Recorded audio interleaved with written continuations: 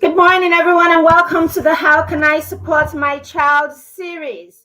True learning begins when a child discovers the courage to explore, the curiosity to ask questions, and the confidence to seek answers to their own inquiries or their own questions.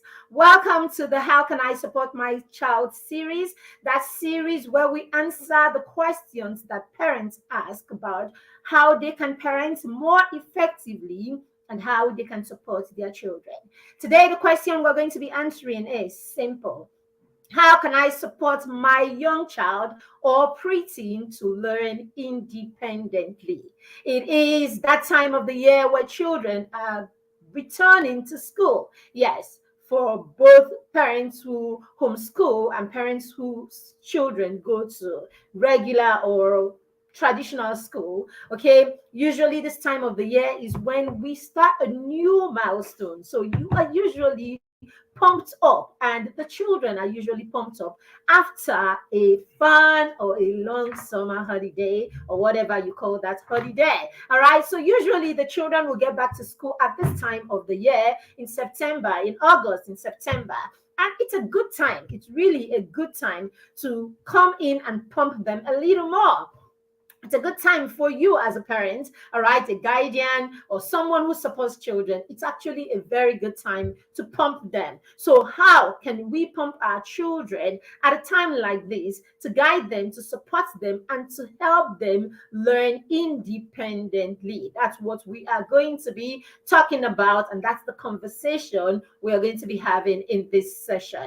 My name is Maribeth Chima, and I am the founder of the Parenting Through Mentorship Academy and PTM Resources. I am the proud matron of the Mastermind Circle, a peer mentorship and accountability group where all we do is support, nurture, mentor, and hold young children and preteens accountable, because we want them to do everything that they do, everything that they need to live happy and fulfilled life independently. We want to guide them to build the muscles that they need in all of these areas of their lives that will help them become independent, because independence is God's plan for every single one of us. God created us to be independent. That is why the natural skills actually are programmed. The natural skills that we need to navigate the world are programmed by nature,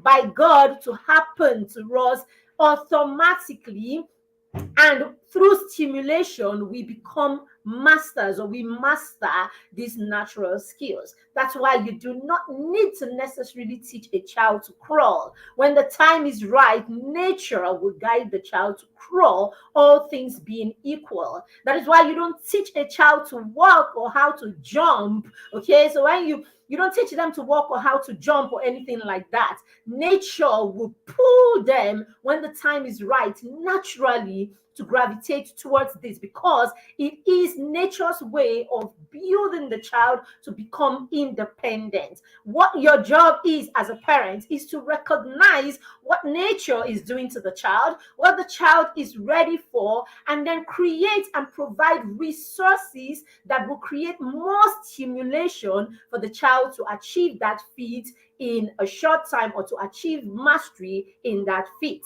This is what we are talking about, and this is the conversation we are having today. And this is why we support children in the Mastermind Circle, because we understand that nature will pull them, but they need the support of the adults, the guardians, the parents, of course, and of course the mentors in their life, to help them maximize what nature will pull them to naturally. All right, so we're going to jump right into what we're discussing today, and we're going to start by looking at, why is my preteen, why is my young child, my school age child, why is my 6-year-old, my 8-year-old, my 10, 12-year-old, why is he not even independent already? Why is my 12 or 13-year-old still needing me to tell them what to do? Why is my child still struggling with taking initiative and directing themselves? Why, or what could be the reason? All right. Now, as I said, nature will pull our children when the time is right for each activity or each skill in their life, naturally nature will pull them to these things. All things being equal, meaning some children may be delayed, some children may have developmental challenges, cognitive challenges. Now with all of those challenges out of the way, okay, when we're able to ascertain that all of these challenges are out of the way, okay, then these things should happen naturally, or these things should come up naturally with all of these challenges out of the way. Right now, if at 10, okay, at 10, at 8, at 9, your child is not directing themselves to an extent, okay, if they are not learning independently to an extent, then you need to start asking yourself what could be the challenge, because really there could be a challenge, and sometimes these challenges are really very simple challenges. All right, so let's look at why your child who is a preteen, 9, 10, 11, 12-year-old may be struggling, right, or may not be able to direct themselves, or does not direct themselves a lot of the time, or does not learn independently. Number one is lack of confidence. Okay, no, let's start this way. It's over dependence. Let's start with there, because that's usually the real deal. Sorry, just give me a second. Thank you very much for giving me a second.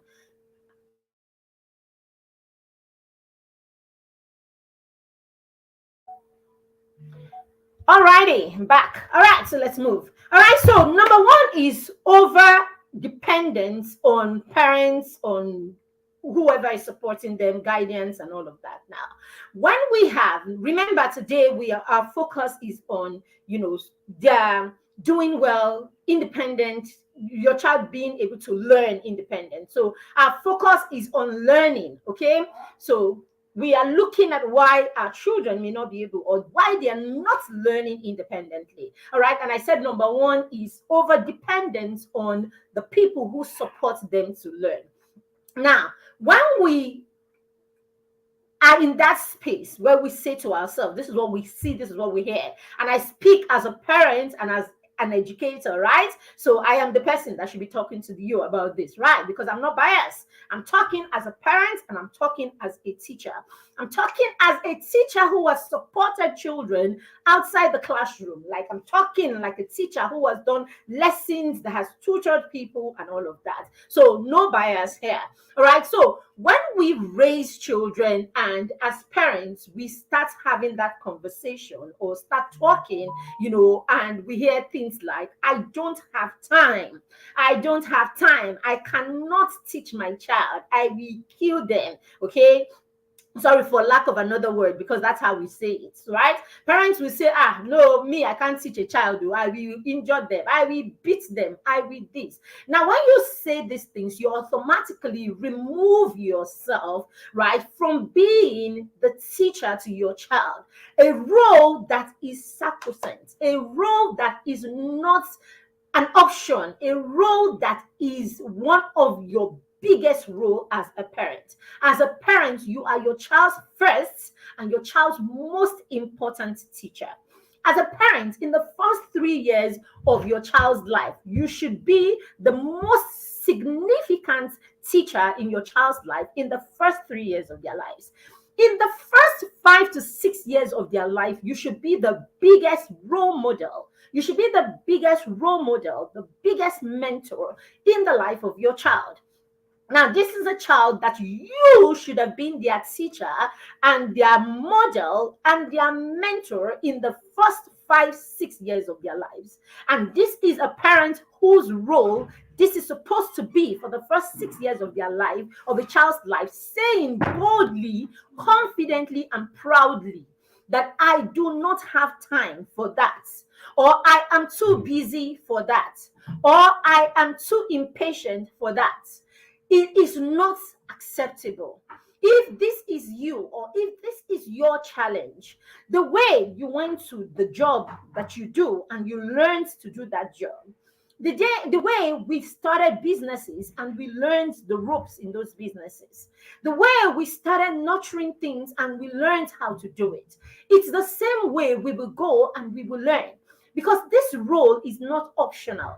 This role is primary. It's important for the foundation of your child's life. So it's very primary. Now, because we say those things, what we do is we begin to, outsource these roles to other people. So we outsource these roles, and so we have people come in to teach and tutor our 3-year-olds, our 5-year-olds, our 6-year-olds have 1, 2, 3 tutors, lesson teacher, this one, that one. Okay. Apart from that, when I'm not even talking of just academics. At 2, your child has a permanent, what do you call it now? A permanent, what do you call it? Nanny, right? Okay. Your child has a permanent person who practically does everything. In fact, if there's a way we can help, someone can even help our children eat and poo, we will do it. That's how dependent we make our children. Now, when we raise them to be that dependent, it stops them from being able to become independent. That's the bad or the flip side of it. Because, as I said, nature will naturally pull your child to the skill that the child needs to thrive per time. So when it is time for your child to eat on their own, nature will pull the child to start that activity on their own. So those times that you are trying to feed the child and the child is insisting on feeding themselves, there is a natural pull by nature on that child to actually execute that motor skills that takes food, directs it to their mouth, hand-mouth coordination. There is a natural pull for that coordination in the child. So for every time you are concerned about the child's peeling, for every time you are concerned about the child making a mess of their clothes, that is you stopping the child from being independent. So for all those times that you put them to the nanny or to whoever, and you say to them, feed them, this is you inhibiting, this is you stalling, this is you stopping the child from becoming independent. Okay, when the child gets to the point where the child can move on their own, nature will naturally pull the child. So that is why you see your child on their own without watching any movie, demonstration, any teacher. You see the child on their own beginning to tilt themselves this way and put their paws on the ground to try and crawl. There is nothing, right, that you have done that has initiated that action in the child. It is nature that initiates that action. Now, as a parent, the only thing that you do to, speed up that action or to help the child gain mastery of that action is the kind of resources and stimulation you create in that environment. For instance, you have, some kind of lovely mat that has lots of pictures or exciting things on it. So it will make the child turn on their belly a lot to try and, explore that thing. While you're doing that, the child is practicing, and building the muscle for that skill. There are other resources that you can put in place. Okay, I talked about some of these things in my book, Playtime Stories for Champions. All right, so there are other resources, this book. All right. So there are other resources that you can have. Apart from that, we have amazing guides, that invite children to play that can help in all of this. So apart from that, right, there are many other things, as I'm saying, that you can put in place that will invite your child, to exercise those muscles more, that will invite your child to practice, achieving those things. And for the child is simply playing, but hey, that is you helping the child exercise the muscles, the skills, the muscles that they need, their gross motors, their fine motors, all the muscles that they need basically to achieve that skill. Now, if you are the parent who is constantly having that child in a career, having someone back the child when the child is at home and not outside where the child is supposed to be exercising this muscle, this is you inhibiting, stopping the child. Okay. So we're not talking about toddlers or infants today. So let me jump to the people I'm talking about. So when your child gets to that age, your child is in their school age or their preschool, preteen period. Now, your child is supposed to be getting the skills. Your child is supposed to be getting the skills that they need to navigate on their own, skills that they need to support themselves, skills that they need to be empathetic towards other people, skills that they need to be socially, intelligent, skills that they need to be emotionally intelligent, skills that they need for all of those skills that they need basically for you to look at the child and say, oh my goodness, whose child is this? All those skills should come naturally. Your child is ready for them at a particular time. Now, the challenge is when you have people practically instructing all the time, you're practically instructing them all the time, making excuses for the fact that they are not initiating these things on their own. You have refused to even teach and pass them through a process where they learn how to do these things on their own. And then you have brought people who are permanently scaffolding the children.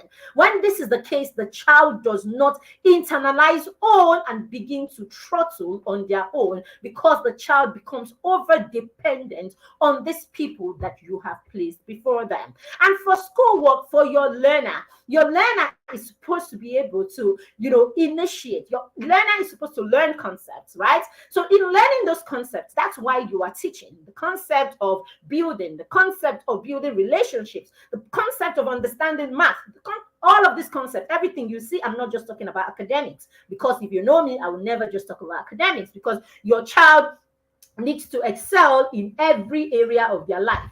Your child needs to excel beyond the classroom. All right. So the concept that they need, right, to build social skills, to build friendship, to talk to adults, to negotiate, right, negotiation skills, all of these concepts, the child is going to have to learn this from people.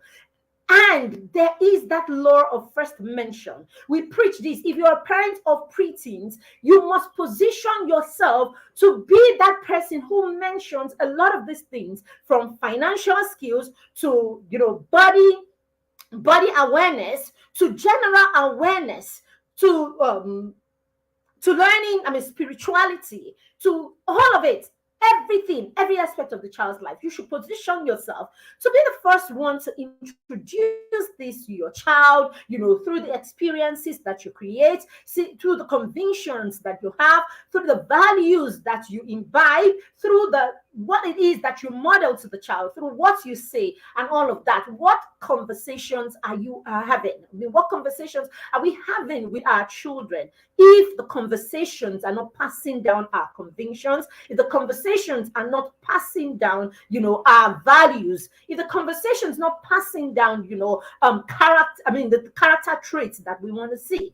This is what our conversations are supposed to be. Am I saying your child is going to be in class, you're teaching every time? No. The experience you create in the restaurant should be taking care of your values, should take care of your convictions, your perspective to life, should teach your children all these things that we're talking about. So when you sit down there at the restaurant and you talk to the people kindly, when you come to the restaurant and you exhibit decorum, when you come to the restaurant and you are sociable, when you come to the restaurant and you are respectful towards those serving you, this is you, a teacher in class, teaching straight up. When you come to a restaurant and something happens around and you're able to use that to share your convictions on how to dress, on what marriage should be, on what relationships should be, on how to build friendship, that is you in class teaching. So it is about you using every teachable opportunity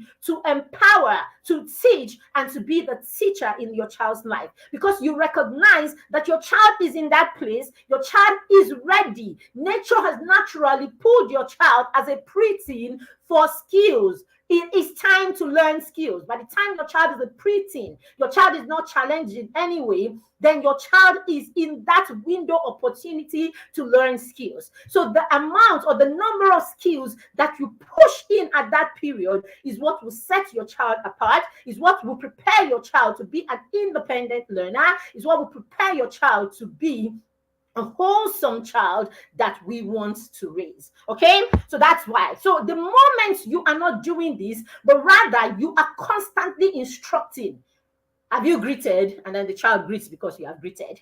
The next day, have you greeted? The child greets again. The next day, have you greeted? The child greets again. You are instructing. The moment you don't have anything in place that will have the children gravitate towards these things on their own, it means that you have to micromanage, you have to instruct, you have to knock, you have to insult before it happens. That's it. You are allowing the child depend on you for every instruction. And this is it. We're not able to achieve what it is that we're looking for. All right. I have put, I've dwelt on this, so I'm going to be fast on, the other things that we're going to be talking about. The next one is lack of confidence. Confidence is built at home. Confidence is built in the way you speak to your child. Confidence is built in the way you show up for your child. Confidence is built in the way you value your child. So a parent who shows up for their child, who plays with their child, who listens to their children when they make mistakes and have conversations with them. A parent who shows up during school programs every time.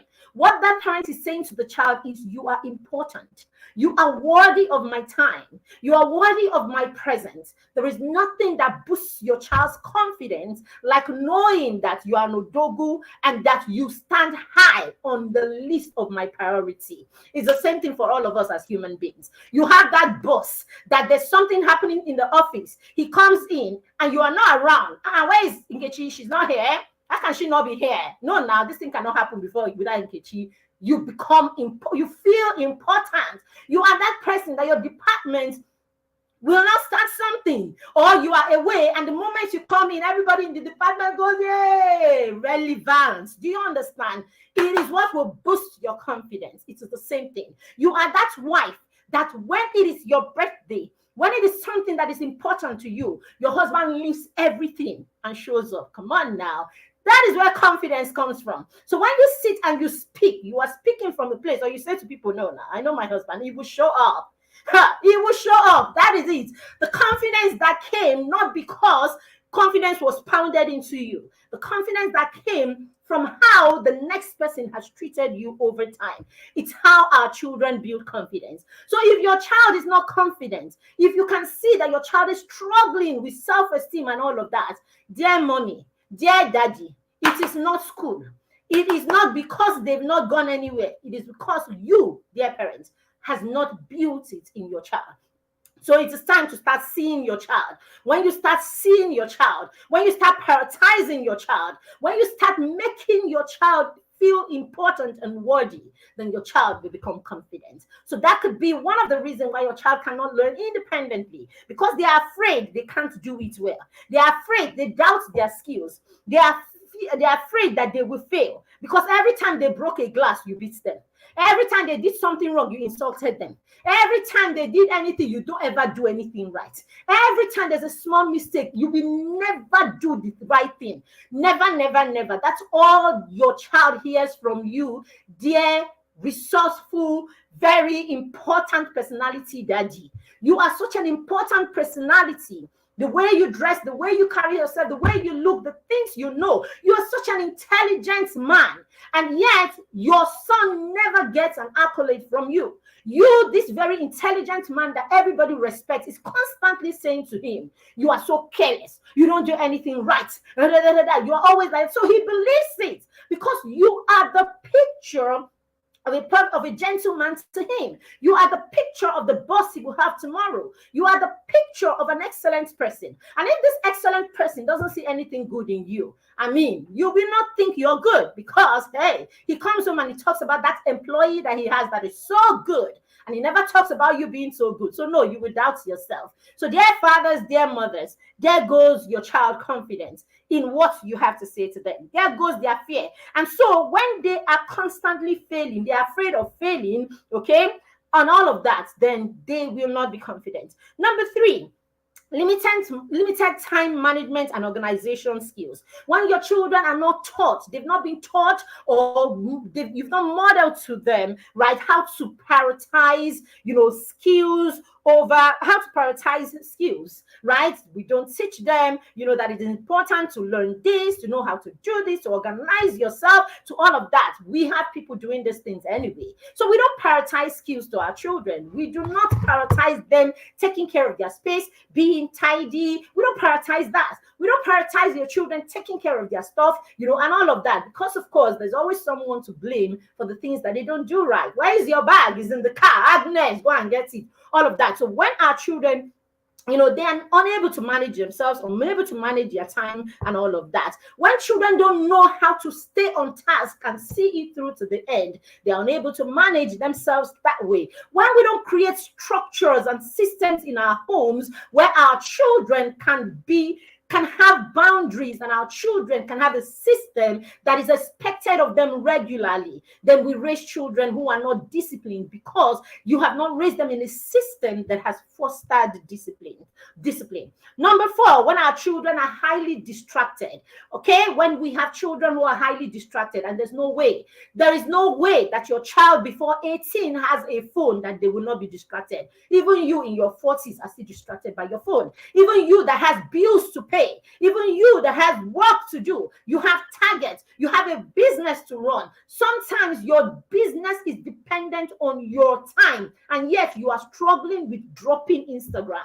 Now, this is you, a full-blown adult with the ability to navigate, and then you put phones in the hands, your phone, the tablet, the computer, the TV screens, all of these things. When you put it in front of your children without control, and when I say control, I don't mean you waking up one moment and say it's okay, oh yeah, everybody go and all that. When you don't have a system, a structure that is in place, that is known, that is agreed, that will help your children build the muscle, where your children on their own can say it is time to go off this, because they have been programmed and they've exercised this over and over to the point that they can direct themselves in this area. Then you are not helping them. If you don't help your children build control around screens today, you will make a mess of them for their entire life. Hear me well. If you don't teach your children control around these things that are built naturally to make us distracted, if you don't teach your children how to navigate it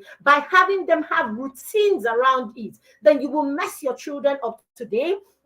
When they start having problems in their offices, don't blame it on any other person or the bad boss. It is you. Because you have not taught them self-control, they will struggle with these things. So yes, we're going to be talking about how we can, help them in this area. And then the last one is lack of motivation and interest. When our children do not have interest in the things that they do, all right? When they don't see the relevance of learning, you have not created a value system where learning is priority. You have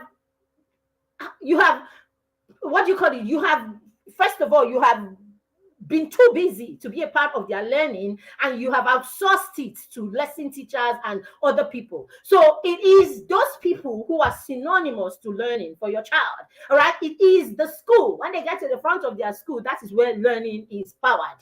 When the lesson teacher comes in, that is when learning becomes an issue, or that's when learning becomes something to think about. So if there is no lesson teacher and there is no school, your children will free flow and play and jump from one tablet to the other, from one this to one that and everything on their own. They will not gravitate towards learning. And when I say learning, I don't just mean math, physics, and chemistry. Your children will not do any research. Your children will not try to understand the tales that they hear about them to fact find. Your children don't know how to do researches. They don't know how to fact find. They don't try to read. They don't read books. We had the 30 days book challenge recently. I screamed and shouted, advertised, and flipped myself up and down for parents to get their children to join that challenge. Let your children read consistently for 30 days. Yes, a lot of parents did not take that opportunity, even when that challenge was just 3,500 naira. Do you understand? Yes, you will see, you will flip, you will pass. Is it because your child has got these skills? No.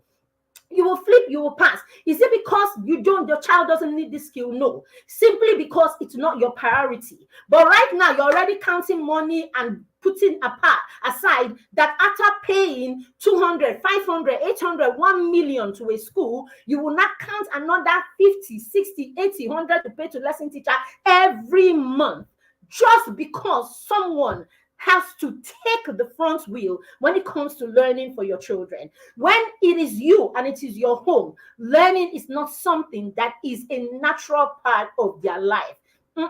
Your child will not be an independent learner. So these are the issues basically that could stop your child from already being that child who is independent. I have 2 children. My 14-year-old is an ardent, he doesn't need a word to learn. My 9-year-old would, do a bit here. But when it comes to research, when it comes to the time that she needs to, does she love to play? Yes, she loves to play. But when the time for learning comes, she will drop everything and she will turn.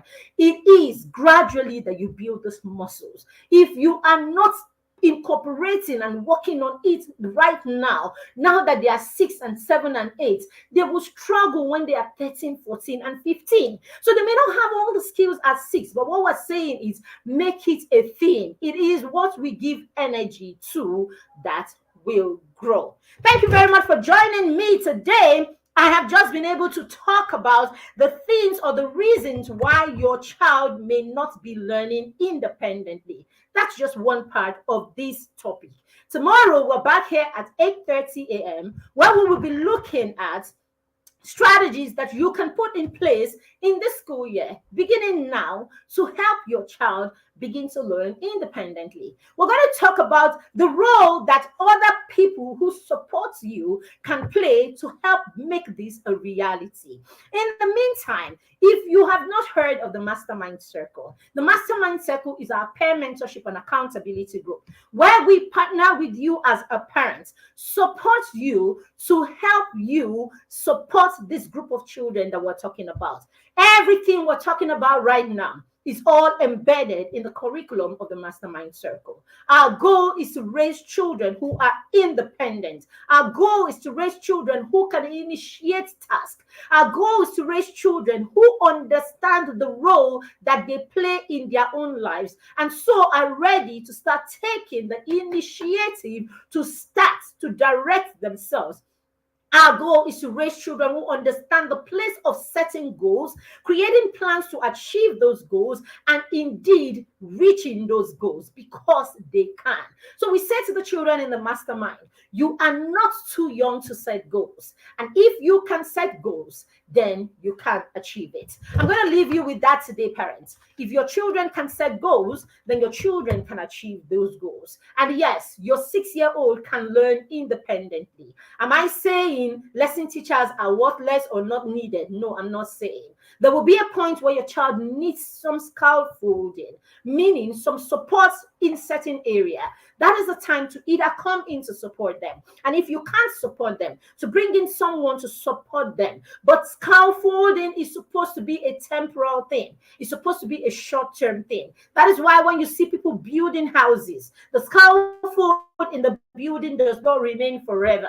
The scaffold is there for a period of time. And then when the building is steady, when the job is done, when the need for the scaffold is done, the scaffold is removed. Because if you do not remove the scaffold, the building will probably have to depend on the scaffold forever. And the day that the scaffold falls off, perhaps the building will fall off too, because the building has had to depend on the scaffold. So, dear parents, the foundation is everything. And that's what we do in the Mastermind Circle. We call it the ultimate foundation ground. We want to help you build a solid foundation for your young children and preteens so that when they become teenagers, we would have together raised a resourceful, effective, empathetic leader who can direct themselves, give you peace, and indeed be a blessing to the world and their generation. Thank you for joining me in today's in today's session. I will see you tomorrow at 8:30 a.m. where we will finish this topic that we're dealing with today. How can I support my child to learn independently? If you like to be a part of the Mastermind Circle, our new cohort begins on the in the first week of September. Yes, in less than 10 days, we will start a new cohort of the Mastermind Circle. So you have the information on your screen right now if you like to be a part of the Mastermind Circle. It costs less than 6,000 naira. Oh my goodness. It costs less than 6,000 naira per month to be a part of the Mastermind Circle. Less than 6,000. So what it means is that you will pay us just 70,000 naira to work with you, to support your child for an entire year. Yes, 365 days. We will be with you and your child, supporting them. Not every week, not every month, every day. So you have the information. I think we have all the information that you need. If you want to ask more questions, our phone number is right there. You can reach the team on that phone number straight up, and we will be right there to answer you. Okay? And I'm going to say to you, dear parents, do the right thing. Your children need to be supported. They need people who corroborate all of the values and all of the lessons that you teach them. Okay? This is our job. We do this so well, and we are the ultimate, like the best foundation crooners you can get. So yes, why don't you hurry and bring your 5 year and 8 year and 8 month old through 13-year-old. So if you have children between 6 and 13, the mastermind is your guy. Thank you very much. I'll see you in tomorrow's session. Bye. By the way, I have 2 amazing books that are out for your preteens. If you have children 7+, then you want to go and order my books. 2 amazing books, I promise you. You want your children to be more. You want your children to see themselves as more. You want to put models right in front of your children. You want your children to build those family values and understand that family is priority. Those 2 books will blow your mind, okay, and will help you do this, and you can have great conversations with those books. Okay, so it's still on pre-order till the 31st, so you can pick your copy today for 6,999 for 2 books. Yes, 6,999, you get 2 books. After now, at the end of pre-order, it's going to be 9,000 naira. And when you buy it right now, you get to send your child to me in the first week of September to join my master class for how to get set for the new school year, where we'll be talking to the children directly. Yes. All right. So buy the book and bring them to the master class, and you get other perks too. One of them is how to help your child study independently. Thank you very much for joining me, and bye for now. Thank you. Hey, good. I see you. See my mastermind parent.